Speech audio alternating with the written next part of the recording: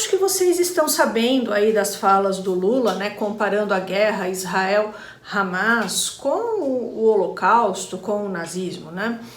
Bibi Netanyahu, primeiro-ministro israelense, disse que Lula cruzou a linha vermelha. Essa linha vermelha, pessoal, não foi só cruzada com Israel, não, foi cruzada com os judeus de uma forma geral. E nesse vídeo, pessoal, nós vamos entender tudo isso.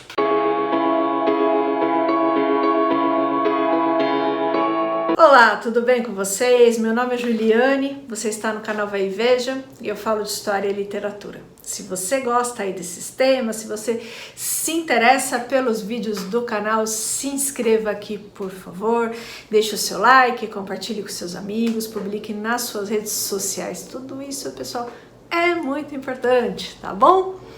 Então, pessoal, vamos ver aí a fala do Lula, né? Caso alguém ainda não tenha visto. Eu fico imaginando qual é o tamanho da consciência política dessa gente e qual é o tamanho do coração solidário dessa gente que não está vendo que na faixa de Gaza não está acontecendo uma guerra, mas um genocídio. De que não é uma guerra entre soldados e soldados, é uma guerra entre um exército altamente preparado e mulheres e crianças. Sabe o que está acontecendo na faixa de Gaza com o povo palestino? Não existe nenhum outro momento histórico. Aliás, existiu quando Hitler resolveu matar os judeus. Por conta dessa fala, o Lula acabou sendo considerado persona non grata em Israel, certo? E aí o Bibi Netanyahu falou que o Lula cruzou a linha vermelha. E aí, como eu disse para vocês, essa linha vermelha não foi cruzada só com Israel, e foi cruzada com os judeus também, tá? De uma forma geral. E a fala do Lula, né, pessoal, ela é toda problemática. Primeiro, não há genocídio ocorrendo em Gaza, pessoal. Olha só o que disse a Corte Internacional de Justiça. Lembra que Israel foi denunciado, enfim, pela África do Sul? Então, olha só, eu peguei o texto da BBC.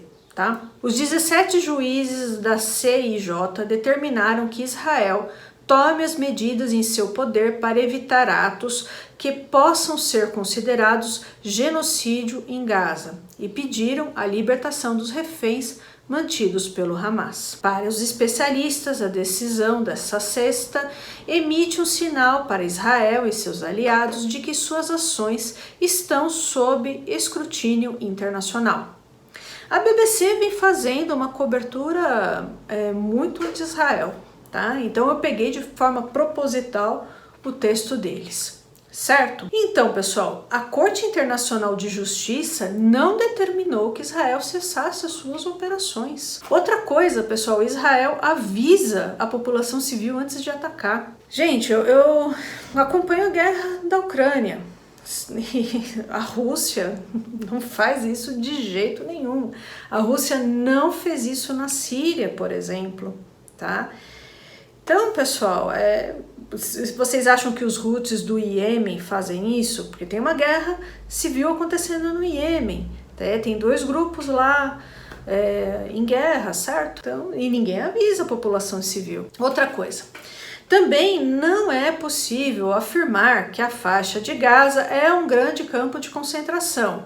Não há, pessoal, infraestrutura industrial para a matança de pessoas, não há câmaras de gás, por exemplo. E eu vi vídeos de Gaza feitos pelos próprios palestinos e não tem nada ali que lembre remotamente um campo de concentração.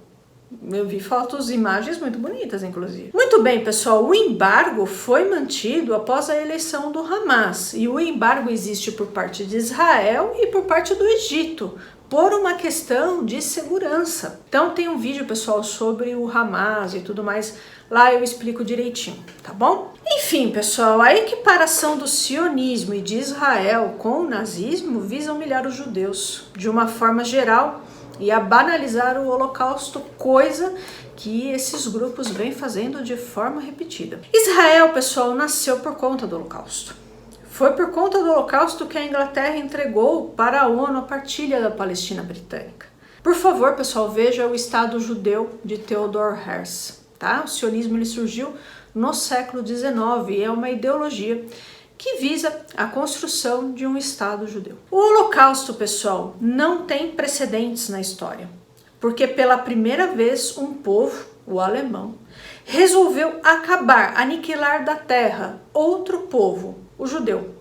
E o método utilizado para isso foi em escala industrial. Olha só o que Zygmunt Bauman falou. Como tudo mais na nossa sociedade moderna, o Holocausto foi um empreendimento em todos os aspectos superior, ser medido pelos padrões que esta sociedade pregou e institucionalizou. Para bem acima de episódios anteriores de genocídio, da mesma forma que a fábrica moderna está muito acima da oficina de artesão ou a fazenda mecanizada com seus tratores, ceifeiras, debulhadoras e pesticidas, supera em muito a velha roça, com seu arado puxado a cavalo e a capina de enxada. Mesmo assim, pessoal, mesmo com a existência de campos de concentração e extermínio e campos de extermínio, muitos judeus foram mortos, pessoal, com tiros, como por exemplo o massacre de Babi Yar, tá?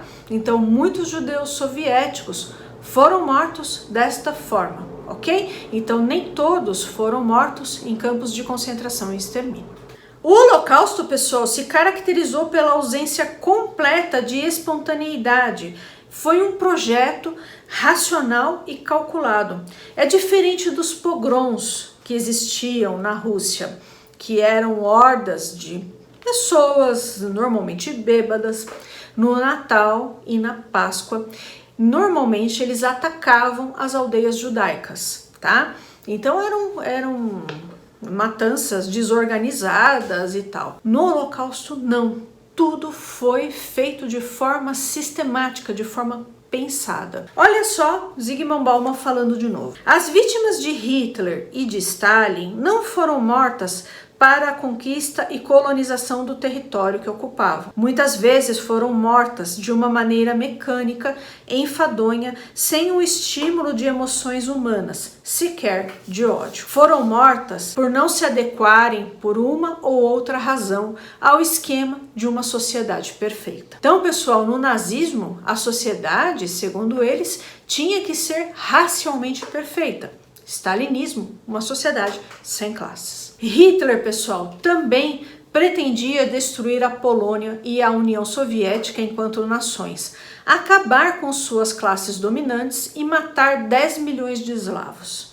Se a guerra da Alemanha contra a União Soviética tivesse transcorrido como planejado, 30 milhões de civis teriam morrido de fome no primeiro inverno e mais 10 milhões seriam escravizados. O antissemitismo, pessoal, o ódio aos judeus, era muito mais antigo que o nazismo.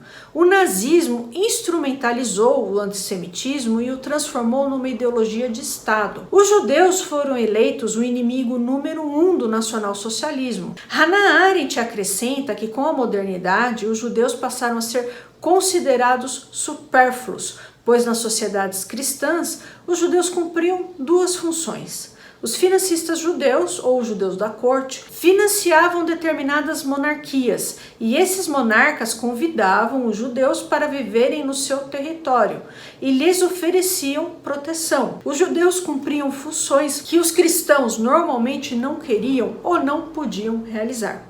Então, pessoal, esses financistas judeus, de acordo com a Hannah Arendt, se tornam, entre aspas aqui, supérfluos. Por quê?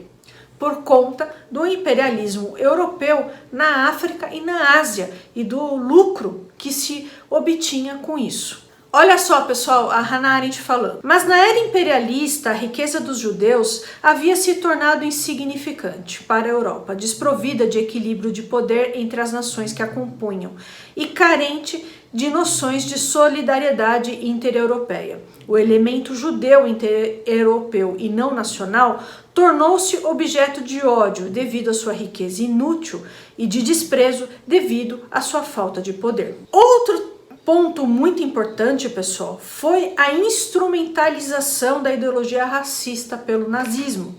O racismo surgiu no século XIX e foi uma ideologia usada para justificar o imperialismo europeu na África e na Ásia. O racismo, pessoal, é a crença na existência de raças superiores e inferiores.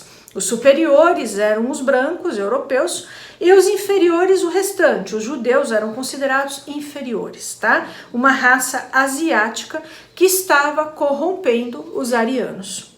Assim, pessoal, os judeus não seriam mais perseguidos por sua religião, mas por sua raça. Antes disso, o judeu poderia se converter ao cristianismo. Com o nazismo não adiantava, o problema não era a religião, era a raça. Então, desde bebês a idosos judeus, todos tinham que morrer. Dentro da ideologia racista, pessoal, os nazistas também condenaram homossexuais, considerados pessoas degeneradas, né?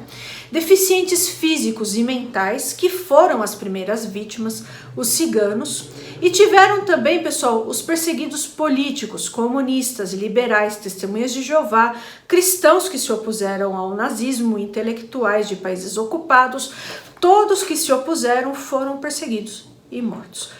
Dito de novo, em escala industrial, de forma racional.